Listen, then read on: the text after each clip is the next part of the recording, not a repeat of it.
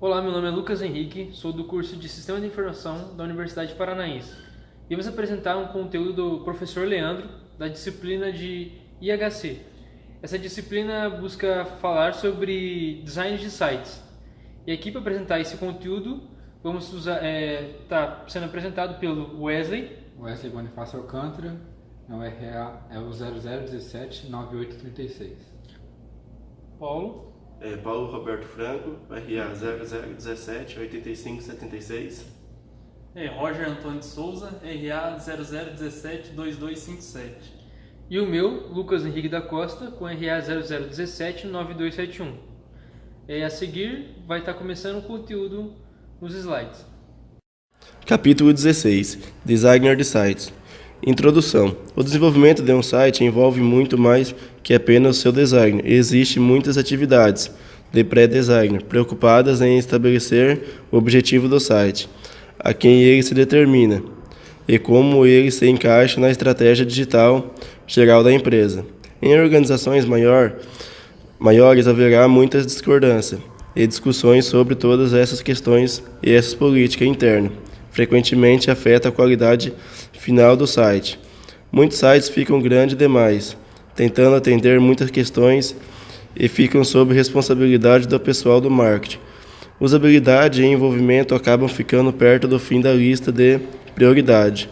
No outro extremo do processo, o lançamento de um site tem de ser cuidadosamente administrado e outras questões de infraestrutura terão de ser abordadas.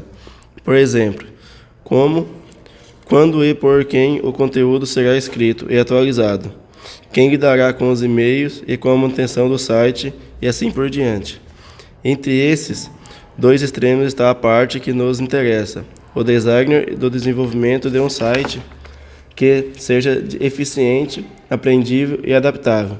Isso inclui desenvolvimento, a estrutura do site, a arquitetura da informação. O designer do site também se preocupa com o design da informação, o que é muito importante com o design de navegação. Desenvolvimento de sites. O designer de sites deve acompanhar os princípios do bom design de integração, que já o designer precisa saber que usará o site para que ele seja usado. Os sites precisam ser bem direcionados e com objetivos claros. Os designers devem desenvolver personas das pessoas que se espera que visitem o site e entende claramente o objetivo que eles terão quando estiver usando. As frases de entendimento, antecipação, designer e avaliação do design precisam ser obtidas. Cenários de uso devem ser desenvolvidos, prototipados e avaliados. Mesmo que o site seja bem direcionado, ele logo ficará grande, e, portanto, as questões de como se movimentar em um site se tornam importantes. Aqui a navegação é uma preocupação central.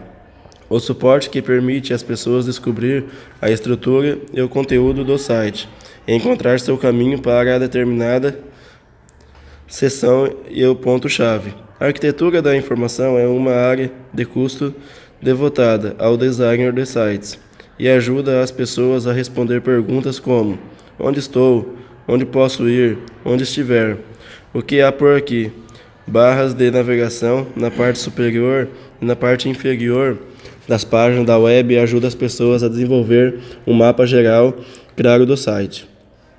Também é vital prestar atenção aos princípios de design alienado no capítulo. A consistência importante deve ser desenvolvida uma linguagem de design clara que inclua padrões de interações para a principal interações recorrentes. Se não for desejável usar o padrão de links sublinhados em azul, certifique-se que os links sejam considerados de forma que as pessoas rapidamente aprendam. Muitos sites confundem as pessoas não deixando links suficientemente visíveis e desigíveis do restante do texto.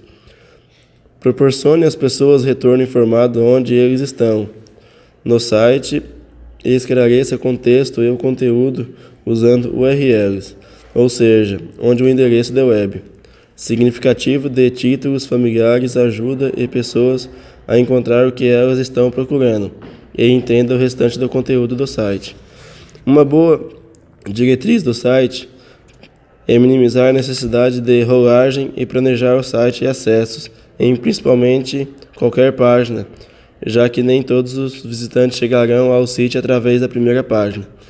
Geralmente existe o design de página para pessoas que acabam de entrar e pessoas que seguiram a estrutura de navegação. Ter um link para a página home inicial do site é uma posição destacada em um mapa de site. Permitirão que as pessoas possam se orientar. A homepage do site é particularmente importante e deve incluir um diretório, um resumo de notícias, histórias importantes e um recurso de busca. Ao criar o recurso de busca, certifique-se de que o local de busca está claro. Diferentes pessoas têm diferentes estratégias em sites. Metade de todos os visitantes de sites é predominantemente voltada para a busca. 20% são predominantemente voltados para links e o restante é misto. Pessoas focadas em busca são orientadas para tarefas e querem encontrar o que estão procurando, enquanto as outras gostam de pesquisar aleatoriamente. Jesse James Garrett conceitualiza o desenvolvimento de um site em 5 elementos: estratégia, escopo, estrutura, esqueleto e superfície. A camada mais baixa é o plano da estratégia, preocupado em entender o objetivo geral do site, a natureza das pessoas que usarão o site e o que elas esperam dele. A camada seguinte é o plano do escopo, no qual é dada ênfase na funcionalidade, o que o site permitirá que as pessoas façam, e no conteúdo, a informação que o site conterá. A terceira camada é o chamado plano de estrutura. Ela trata da arquitetura da informação, mas também inclui a especificação do design e interação. O plano de esqueleto preocupa-se com o design de informação, de navegação e de interface. Do esquema de Garrett é o plano de superfície, preocupada com a estética do site e em garantir que boas diretrizes de design sejam seguidas. Por exemplo, os links devem se parecer com links e coisas que não são links não devem. Garrett defende o uso de uma linguagem gráfica simples para mapear a arquitetura de informação de um site. Os elementos-chave da linguagem são a representação das páginas, arquivos e stacks de páginas e arquivos. Esses elementos são estruturas em mapas de sites mostrando a direção dos links, se adequando. Garrett também usa símbolos para representar decisões, uma forma de losango, rotas proibidas, uma barra cruzada e outros conceitos-chave. Uma explicação completa pode ser encontrada no site de Garrett. Um exemplo do seu mapa de site é mostrado na figura. O plano de esqueleto no esquema de Garrett preocupa-se com o design de informação de navegação e de interface. Uma técnica-chave para unir todos esses elementos é o wireframe. O objetivo do wireframes é capturar o esqueleto do layout geral de uma página. Eles estão no limite entre a arquitetura de informação e o design de informação, já que os vários componentes de uma página são montados nas estruturas padrão, descritas pelo wireframe. Arquitetura de informação de sites. A arquitetura de informação preocupa-se com a forma como o conteúdo é classificado e organizado. A dificuldade é que diferentes tipos de sites têm que atender a muitos propósitos diferentes, para muitas pessoas diferentes. Obter uma arquitetura de informação que seja robusta o suficiente para servir de múltiplos interesses é difícil e há uma grande demanda por arquitetos de informação. As características dos sites devem ser amplas. A arquitetura de informação para sites tem a ver com a forma de organização e descrição do conteúdo do site, como organizar o conteúdo, como rotular os itens e categorias, como descrever o conteúdo do site e como apresentar a arquitetura aos usuários e aos designers.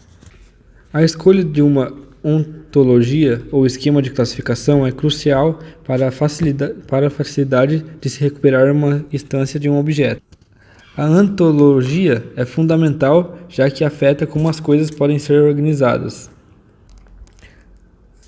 A ontologia torna-se um tipo popular de pesquisa nos últimos anos, devido às questões sobre vasta quantidade de informação e como melhor conceituar as atividades associadas a ela. Esquemas alfabéticos são esquemas organizacionais muito comuns e são explorados por todos os tipos de artefatos de informações, como lista eletrônica, lojas de livros e diretórios de todos os tipos. Embora à primeira vista a organização alfabética seja bastante simples, ela nem sempre é fácil, principalmente quando o primeiro e o último nome são misturados e quando os caracteres são estranhos, quando caracteres estranhos fazem parte do nome. A organização cronológica é adequada para arquivos históricos, agendas, calendários e guias de eventos, da programação de TV, por exemplo. A organização geográfica é adequada para assuntos de viagem, questões sociais e questões políticas e organizações. A organização por tópico ou assunto é outra maneira bastante utilizada para estruturar as informações. Aqui é importante prototipar os nomes dos tópicos, como os potenciais usuários do site. Frequentemente, uma estrutura de tópicos usada por pessoas de dentro de uma organização será diferente de outras por aquelas que estão de fora. A organização por tarefa estrutura o site por determinadas atividades que as pessoas podem querer fazer. É aquele fala conosco, compre ingresso. Público é outro método popular de estruturação. Ele pode ser muito eficiente quando os tipos de usuários são pouco e bem definidos. Informações para os funcionários, informações para os alunos e assim por diante. Ajudam diferentes usuários a encontrarem a parte do site que lhes interessam. Esquemas híbridos podem ser usados para mesclar esses tipos de organização. Classificação facetada. Qualquer site pode ser descrito em termos de 3 características chaves: sua dimensão, as facetas ou os atributos dessa dimensão e os valores que essas facetas podem assumir. As dimensões vêm da ontologia, os principais conceitos do site. Estrutura organizacional. Uma coisa que o design pode ter certeza que não conseguirá colocar todo mundo em uma única página. Algumas decisões terá que ser tomadas sobre quanto dividir o site para acomodar essa restrição. Existe uma série de estruturas organizacionais padronizadas para isso. Ela, é claro, encaixa-se como um esquema de classificação. Uma estrutura hierárquica, também chamada de árvore, organiza as páginas em uma única raiz no topo. As séries de galhos abaixo, cada um nas quais tem suas sub-ramificações. Por exemplo, um site de música, a página raiz pode ser chamada de home, os galhos podem ser chamados de clássico, rock, jazz e assim por diante, sendo cada uma deles dividido em subgêneros. As hierarquias são uma forma de organização muito comum para levar naturalmente a técnica de proporcionar um aviso de "você está aqui". Metadados. Metadados significa dados sobre dados. No caso do site, isso quer dizer dados sobre o conteúdo do site. Os metadados estão se tornando cada vez mais importantes, como o uso híbrido das tags. Assim, as pessoas desenvolvem suas próprias taxonomias, frequentemente chamadas de folksonomia. Vocabulário. Uma taxonomia é um esquema de classificação. Existem muitos tipos que servem a muitos propósitos diferentes. Um dos mais famosos é o sistema Dewey, de classificação decimal, que é usado para classificar livros em bibliotecas. Trata-se de uma estrutura hierárquica que divide livros em 10 categorias de alto nível, como 000, computadores, informação e referência geral, 100, filosofia e psicologia, 200, religião, e assim por diante. Dentro de cada classificação, mais níveis podem ser acrescentados, como 005 é computador, 005.7 é arquitetura da informação e assim por diante. Um dos problemas em criar uma taxonomia é que diferentes pessoas usam conceitos para organizar as coisas. Outro é que as pessoas usam palavras, termos diferentes para se referir à mesma coisa. Existem sinônimos e onônimos. Há pequenas variações que significados e muitas vezes é difícil encontrar uma harmonização para definir a instância de alguma coisa. O termo preferencial está no centro da estrutura. Ele precisa ser escolhido com cuidado para que seja reconhecido e lembrado pelas pessoas que estão usando o site. Design de navegação para sites. O design dos mecanismos de navegação é o segundo principal pilar na arquitetura de informação. Identificam-se 3 características chaves para um bom design de navegação de sites: rotulação, suporte de navegação e mecanismos de busca. Rotulação é um ponto muito importante. Rótulos são usados para links internos e externos, cabeçalhos e subtítulos, títulos e áreas correlatas. Nem todos os rótulos são textos, e rótulos ícones podem ser muito úteis se o texto e o design foram claros. Dedicar a atenção a rótulos bons, consistentes e relevantes é uma parte crítica na arquitetura de informação. Arquitetos de informação devem desenvolver um vocabulário preferencial, claro e inequívoco. Suporte de navegação. É claro que muitos dos sinais de rótulos de um site são deliberadamente colocados a fim de dar suporte à navegação. As barras de navegação, tanto local quanto global, são essenciais para dar suporte, facilitando a navegação no site.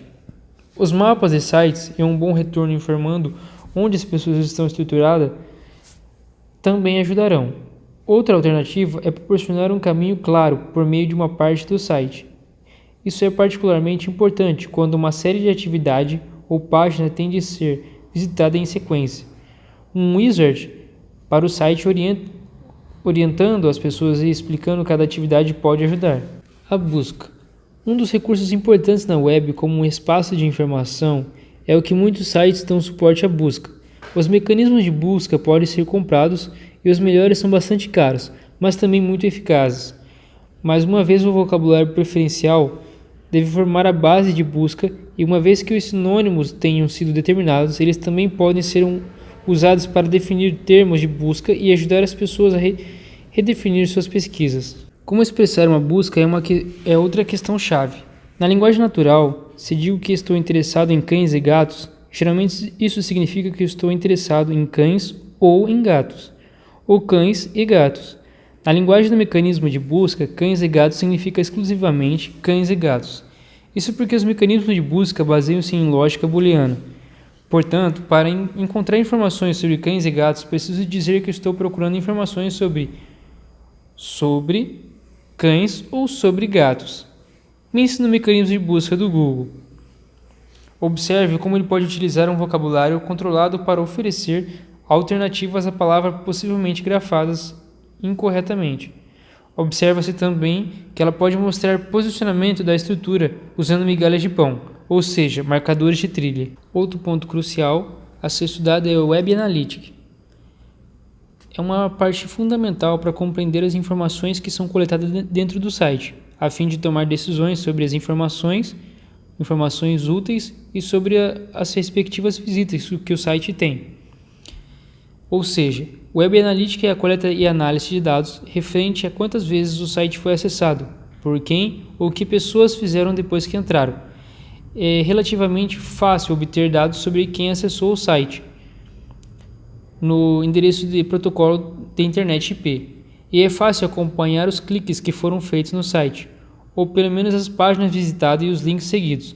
A partir daí, a web design pode obter uma percepção útil de questões como problemas de navegação, partes do site que não são visitadas e assim por diante. Por exemplo, fizemos um estudo para uma empresa que aparentemente tinha um bom site. Ela recebia 48 mil visitas por semana com uma média de 2 páginas e meia vistas por visitante.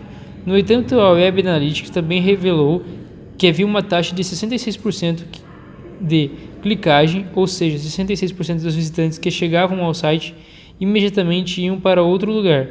Portanto, nosso cliente estava na realidade obtendo apenas 1/3, ou seja, 16 mil visitantes por semana. A boa notícia é que essas pessoas vinham em média 7h30 da noite. O tempo médio gasto no site era um pouco mais de 1 segundo. Portanto, mesmo considerando a média excluídas todas as visitas clicadas, as pessoas não estavam passando muito tempo no site e ele não prendia. O mais conhecido dos softwares de Analytics é provavelmente o do Google. Ele fornece uma ampla variedade de estatísticas que ajudam o designer a ver o que está acontecendo. É claro que interpretar essa estatística é frequentemente o mais difícil.